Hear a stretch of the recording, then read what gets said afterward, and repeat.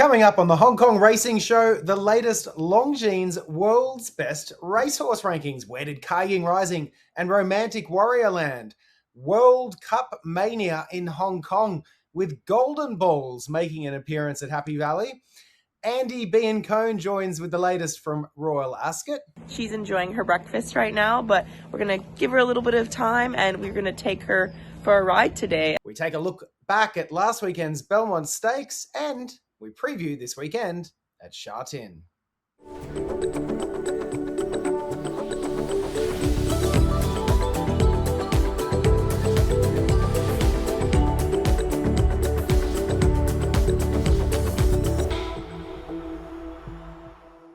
You're watching or listening to the Hong Kong Racing Show. Andrew Brown alongside my regular co-pilot, Alex Evers. We're back together again to have a look at all things Hong Kong racing viewed through a North American lens. Good to see you again, Alex. Good to see you, Brownie. Where's the kangaroo, bud? I think you're just missing a kangaroo and a Vegemite sandwich, and you got the full thing. Maybe some Minute Work playing in the background. Have I hit some stereotypes there? Oh, you've hit a few, but I don't mind. Meat pie, shrimps on the barbie. Meat pie. G'day, mate. No, but yeah, of course, it's World Cup here in the United States. The Soccer World Cup, I think we call it in North America, don't we? Not the Football World Cup like it should be known. It's the Soccer World Cup. But yeah, I will be going off to support the mighty Australia team. They're called the Socceroos, in case you were wondering. Very creative name. Their first game is up against Turkey in Vancouver on Saturday night. I will be there cheering on the Socceroos. Cannot wait. And then I'm going to go and see them. Actually, we're in the same group, the United States and Australia. Oh, maybe we do a little side bet, Brownie. We should. We should side bet. Okay. Well, let's side bet like a dinner at Del Mar or something. That's something to look forward to. Okay, so whoever does the best in the opening round, basically. Yeah, whoever finishes higher in the opening round, we'll pick up dinner on that. Because we'll each play Turkey, Paraguay, and then each other. So yeah, whoever does the best out of that opening group, basically, has to buy the loser buys the other one dinner at Del Mar over the summer. Love that. Hey, lovely to see you back from New York. How was Belmont Stakes? Good? Belmont was amazing. I love Saratoga. It's so good. Nice to have that little week before the summer meet, I think. Of course, we're Del Mar guys, Alex. Don't get me wrong. I'm not about to trade in a Del Mar summer for a Saratoga summer. But that week, which has been there for the last 3 years while Belmont gets renovated, of course. So they've had the Belmont Stakes at Saratoga. It's just been unreal, just a little town that revolves around racing for however many months a year. I really, really liked it. And of course, what a win too from Golden Tempo. Wasn't on my ticket going into the race. I just didn't think that the pace setup was going to be there for him. I loved Commandment, and those two just got into a terrific duel down the stretch. I thought for a second there that Commandment, who I was keen on for the Kentucky Derby too, was going to get the job done for our friends over at Wathnan Racing. But credit where credit's due. Cherie DeVoe just trained that horse perfectly. Obviously skipped the Preakness and.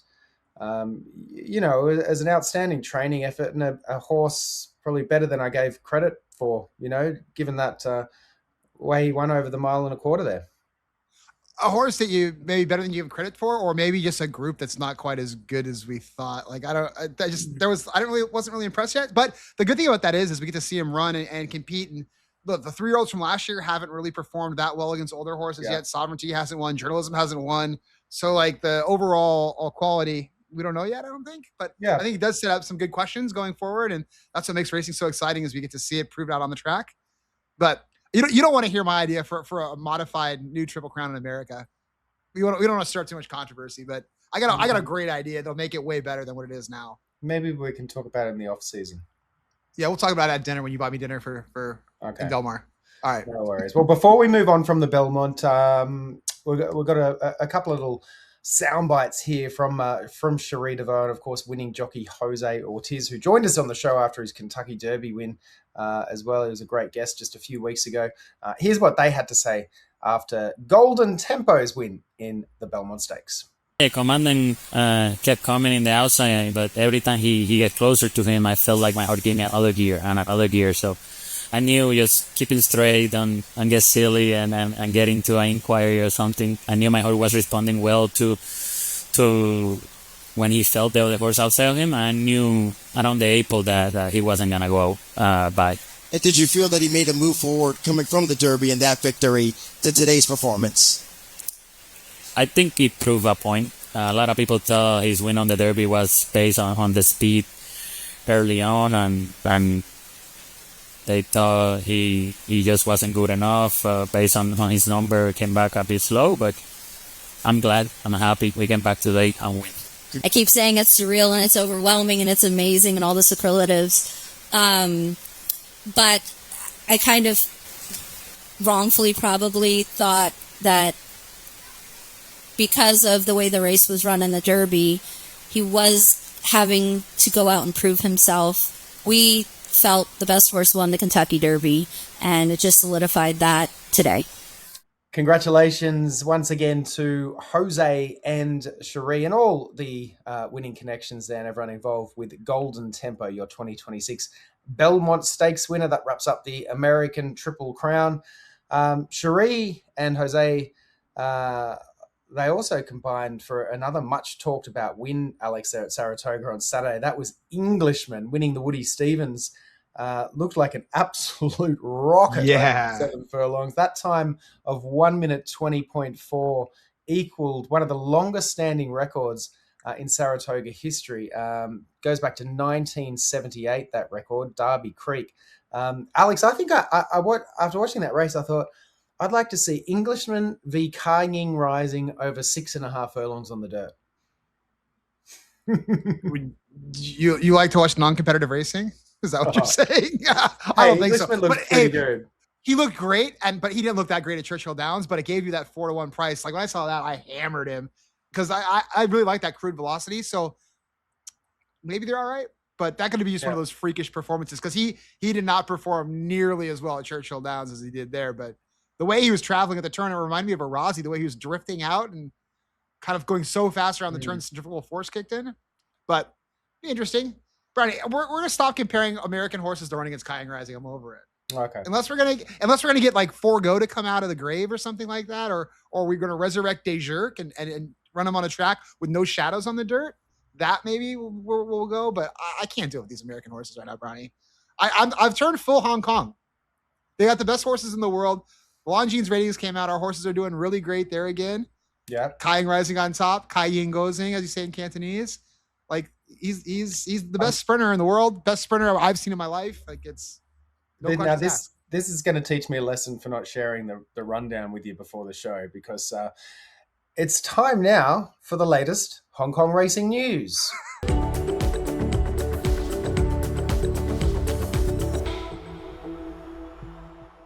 And our first item on the news is Ka Ying Rising remains on top of the Longines World's Best Racehorse rankings, holding steady there at a rating of 130, as Alex just alluded to. Hong Kong can actually claim first and second on the list. Well, kind of, because Romantic Warrior is equal second with the European Dariz. Shout out to Nysos there in equal fifth. Alex, more vindication, of course, on just how good these two Hong Kong horses actually are, and just going to keep adding a little bit of fuel to the debate over who's going to be Horse of the Year out of the two of them. Yeah, I think the debate's just for us talking heads. I think it's Ka Ying Rising by a landslide, but it's great for them to have so many good horses in Hong Kong consistently. Like we talked about before, like since Beauty Generation, it just seems like one after the next, and who's coming up? I mean, we had like Hot Delight again. He ran last weekend, I believe. Yeah. I mean, he could be a future star too. So there's like horses in the pipeline that are coming out too that we're really excited about. And getting 4-1 on him was a gift last week, Brownie. I actually had to get up to watch that. But Hong Kong is just stockpiled with good horses right now, and I think it's going to continue to be the case over the next few seasons. Yep. I would agree with that. Okay, well, also making news as the Soccer World Cup gets underway here in North America. Go Socceroos. It was great to see former England captain David Beckham, the man they used to call Golden Balls, at Happy Valley during the week. He was taking selfies with fans, hanging out with the Jockey Club boss, Winfred Engelbrett Breskers, also having a laugh with Zach Purton.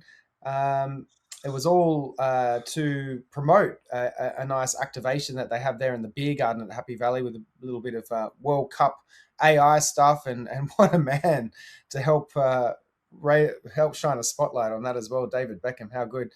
You couldn't have got someone better to Happy Valley there. And really good scenes. Looks like the crowd and the jockeys loved having Beckham there. It was good atmosphere there on Wednesday night at Happy Valley. You got a pick for the World Cup, Alex? Are you just going to go for America? Yeah, I don't really, not a football guy, Brownie. I'm stretched thin enough with horse racing and hockey and everything like that. I'm not a football guy.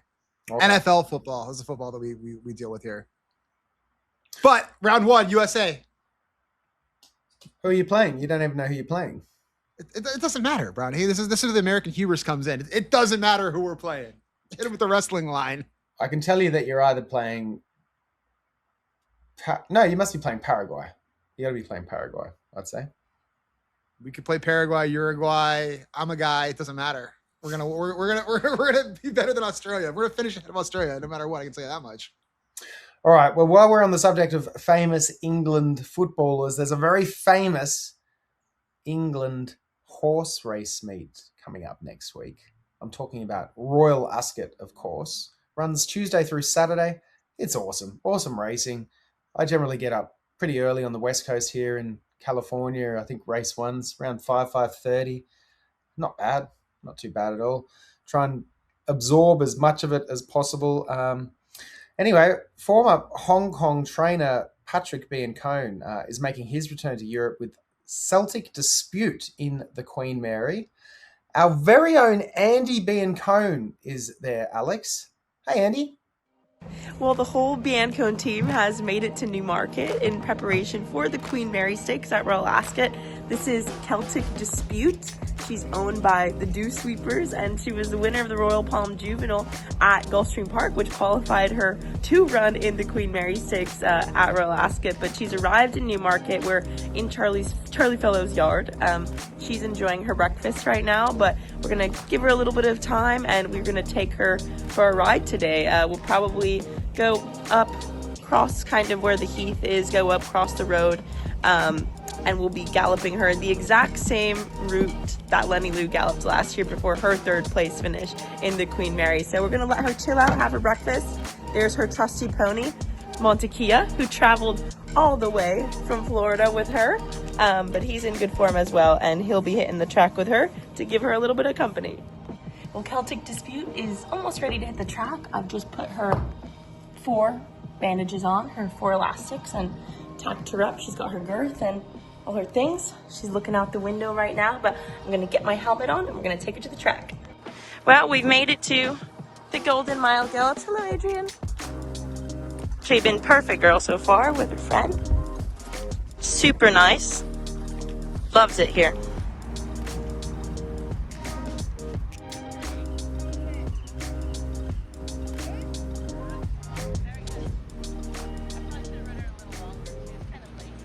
Great to hear from Andy there, and we wish her and Patrick and all the connections of Celtic Dispute all the very best in the Queen Mary at Royal Ascot next week. All races part of the World Pool, I believe, Alex. Yes, it is. Just continues to get bigger and better, the World Pool. Betting into these massive pools, lots of liquidity, very little late price movements. They're the biggest CAW killer that you can possibly hope for. So love that. Enjoy Royal Ascot next week with the World Pool, which is really, really exciting. All right, time to find you a winner this weekend at Sha Tin.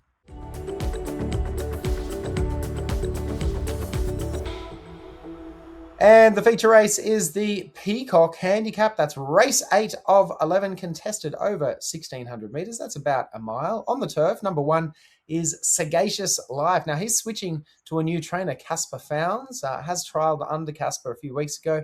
Looked good too. Post 1 suits, Huey Bowman rides. 2, Solol Fighter. Not without a chance, he'll be on speed. 3, Packing Angel. Was a winner at Happy Valley 2 back. Was flying home late. Last out at Sha Tin, Purton rides. 5, Max Q. Alex likes Max Q. Mark Newman tipped him to us a few weeks ago. Well, probably a couple of months ago now, but successfully as well. He's a winner of 2 of his last 5. He's always there or thereabouts, draws well in 4.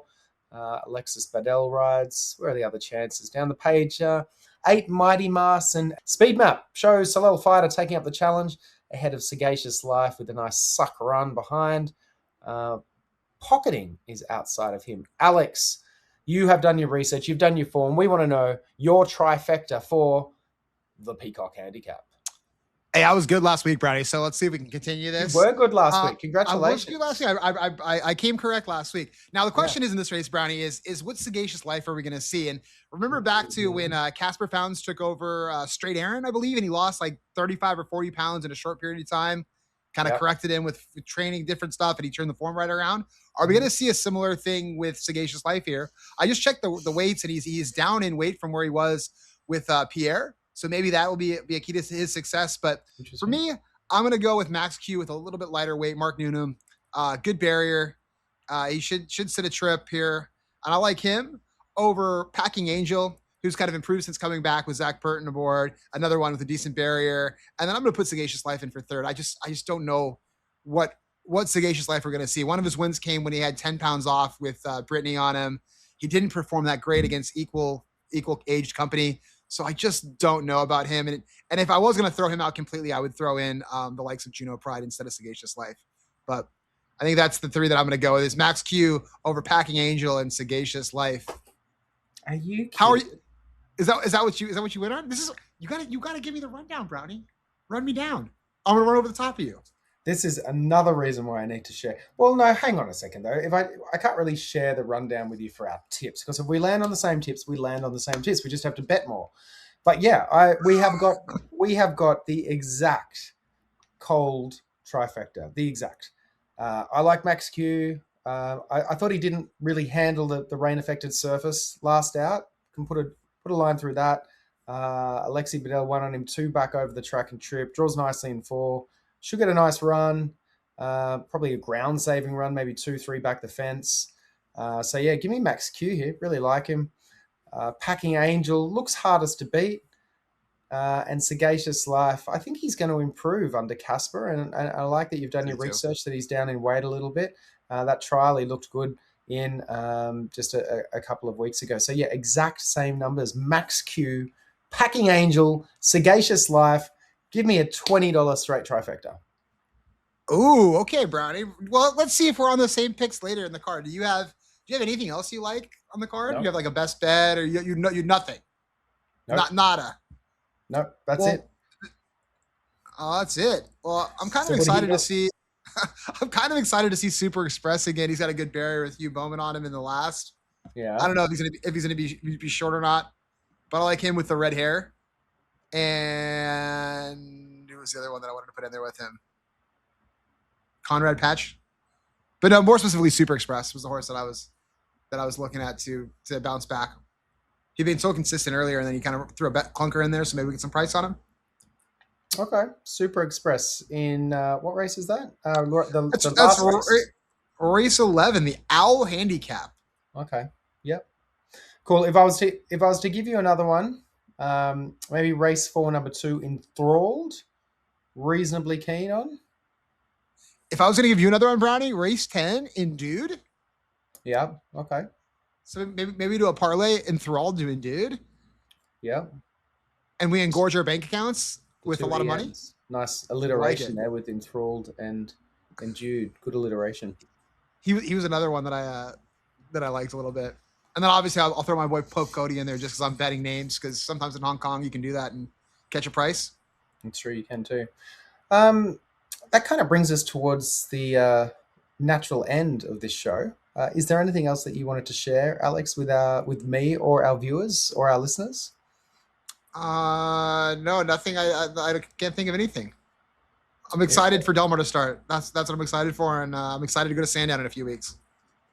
Oh, you're going to the UK. Awesome stuff. Yeah, Del Mar is July 17, I'm going to say, Friday this year. If I've got those dates right. So that'll be opening day for Del Mar.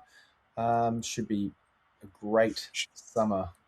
Should we get together? Will the World Cup stuff be done with by then? Like, will that first round of the pool be over by? It should be. So maybe we get together and do like a watch party and we have breakfast. You know, we have like a breakfast where we get to watch the last Happy Valley meet on that Wednesday before Del Mar. Yeah, it's just 2 days before, isn't it? That's crazy. Gosh, there's just because there is no rest. There is no rest in this game. just None. straight into. And then the funny thing, at the other end of the season, Del Mar ends, and I Starts think right it's back up. straight into Sha Tin. I almost think that they. Is it like Del Mar Same ends day. on Sunday and then or they race that night? Saturday Yeah. night, they race Saturday night in Hong Kong, and then that's the Korea Cup as well. So we have the Yeah. 4 horses listed: Romantic Thor. Here's one I can remember off the top of my head, but yeah, looks like horses are entered in the Korea Cup as well, and that's the same night too. So yeah, we get the last Saturday night in Del Mar, Yeah. Sha Tin starting, and then we got closing day at Del Mar on the Sunday. I'm going to be a disaster. Let me tell you what, Brownie, I will be up all night betting all the races that Saturday night, the opening of Sha Tin. Guaranteed. No risk about that. I wonder if they'd leave a little room open for us at Del Mar. We could have like a Hong Kong opening night watch party.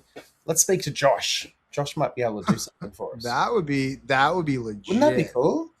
If not, we just take over Saddle Bar or Red Tractons and just make them turn on the TVs. Yeah, okay, but imagine we'd have wagering terminals, we'd have a bar. I wonder what the minimum spend would be to keep a little room open at Del Mar that night.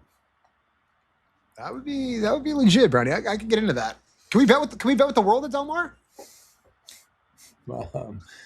Yeah, I don't know. Actually, that's a good point. I think you might be able to. At Del Mar, you could probably have a bet through the terminals there on course into the pools. Don't see why not. That would be awesome. Let's find out. All right, Alex. Alex. Awesome. Been really good to see you again, my friend. It's been wonderful to see you, Brownie. You're bright and vibrant with this yellow shirt and this colors today. I love your home country pride. I don't have. Do you know the thing that I'm a little perturbed with is that the yellows are so different. Like, shouldn't they be the same? I'm colorblind, Brownie, but I can actually tell that those are different. Like the yellow one's is dark and one's pale. The yellow in the hat is like a highlighter. Do you call them highlighters in North America? Yeah. That's very like very a good, highlighter, fluoro kind of yellow. This is more canary yellow. I just don't know what to do. Hey, if you can't even get your merchandising right, how are you going to get it right on the pitch? You see what I'm saying? This time next year, I might have to split this hat and shirt in two, half Aussie, half United States of America. You never know. And being a switcher like that, that's an American thing too. It's a very American fan thing, is being wishy-washy. I think that's Canadian, isn't it? Sitting on the fence. Hey, what do you say about that, eh? If it was Canada, we'd share a thing of poutine. I might have some poutine this weekend. I don't mind that stuff. It's good. It's all I could eat when I was in Montreal because I can't eat meat. I wonder how many people are still listening at this point of the show. If you listened to this point of the show, can you please just comment poutine? That's all you have to write anywhere. Just comment poutine, and we know that you stuck around right until the end. And in fact, if you have stuck around right until the end and you comment poutine, I might even. I got something. I got something. I just in my office. We got a set of Hong Kong International Racing pins with the trophies. There you go. So Alex, we can give it away. If you comment poutine wherever you're watching or listening to this, we know that you've stuck around right until the end, and the first one that comments poutine will get a pin from Alex. There you go. The rail is dead, Brownie, and we're off it. We're off the rail right now. We gotta wrap this up. We gotta. Thank you, Alex. Pull up. And thank you everybody for watching and listening. We will see you next week on the Hong Kong Racing Show. Until then, be lucky at Sha Tin this weekend.